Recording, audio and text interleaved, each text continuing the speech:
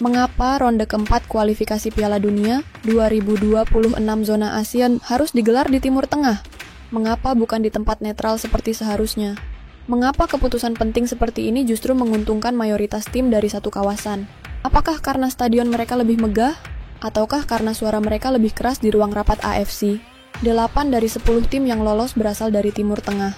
Dan kini, mereka tidak hanya bermain, tapi juga menjadi tuan rumah di halaman sendiri. Lalu, bagaimana dengan Indonesia? Satu-satunya tim dari Asia Tenggara.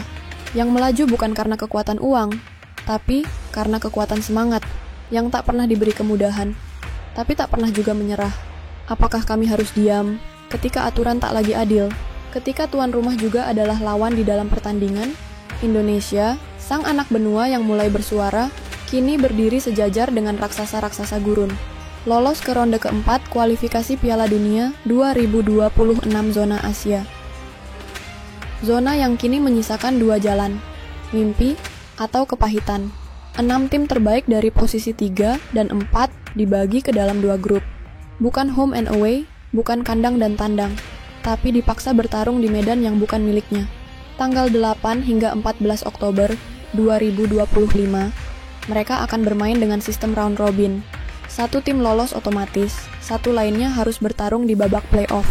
Namun, siapa yang memutuskan venue? Arab Saudi dan Qatar, 2 negara yang juga peserta, kini disebut sebagai calon tuan rumah. Jika tuan rumah juga adalah lawan, bukankah itu mengkhianati arti sportivitas? Mengapa bukan di Malaysia? Mengapa bukan di Korea Selatan? Mengapa bukan di tanah netral, tempat rumput tumbuh tanpa keberpihakan? Ini bukan tentang megahnya stadion, atau AC yang menyala di ruang ganti. Ini tentang keadilan. Karena timnas Indonesia datang tanpa tameng uang, tanpa pengaruh politik. Kami hanya membawa nyanyian dari tribun ke tribun, lagu perjuangan dari rakyat biasa. Di negeri asing itu, kami ditantang oleh taktik, oleh sorak penonton yang bukan netral, oleh wasit yang bisa saja berat sebelah, semua atas nama efisiensi atau dominasi terselubung. Suara ini adalah suara dari satu sudut Asia yang sering kali dilupakan, dari tanah yang tak punya tambang emas seperti Qatar, dari negeri yang tak punya kekuatan ekonomi seperti Uni Emirat Arab. Tapi kami punya sesuatu yang tak mereka punya, cinta yang murni untuk sepak bola. Dan untuk kalian yang mendengar ini, untuk kalian yang peduli pada keadilan, untuk kalian yang menaruh harapan pada Garuda, jangan diam. Tunjukkan bahwa kita peduli. Subscribe channel ini, follow kami untuk kabar terbaru dari Timnas Indonesia, dan tuliskan suaramu di kolom komentar. Apakah kamu setuju dengan penyelenggaraan yang tidak netral ini? Apakah kamu merasa Indonesia pantas diperlakukan lebih adil? Karena suara kita, meski kecil, bisa menjadi gema yang membelah kesunyian politik sepak bola Asia. Mari buat dunia tahu, Indonesia bukan tamu di pesta ini. Indonesia adalah pejuang yang layak mendapat panggungnya. Ronde keempat akan segera tiba. Pertarungan akan meletus lagi, dan mungkin tak ada tribun penuh warna merah putih di Doha. Tak ada genderang yang bergema di Riyadh. Tapi satu hal yang pasti, Garuda akan datang dengan dada tegak, dengan kepala mendongak, dengan tekad yang tak bisa dipermainkan oleh sistem. Kami bukan Timur Tengah.